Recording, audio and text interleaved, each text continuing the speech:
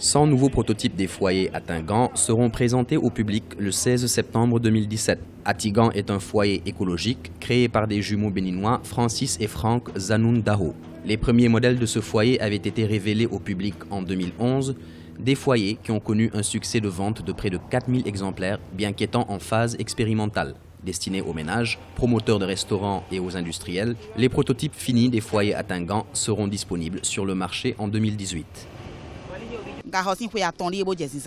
J'exploite le foyer à Tingan depuis 3 ans. C'est très économique et efficace. J'utilisais le charbon pour mon commerce et cela me coûtait 10 000 francs CFA par semaine.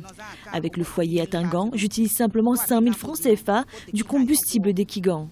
De plus, le panneau solaire fonctionne même quand il pleut. Les foyers à Tingan utilisent la coque de noix de palme comme combustible. Il en existe 5 types de modèles, dont des modèles industriels et des cuisinières à 3 feux.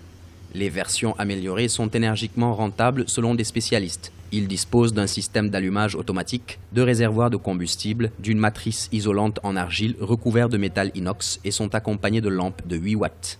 Là maintenant, on ne fait que la vente des 100 premiers prototypes qui seront vendus à des prix sponsorisés.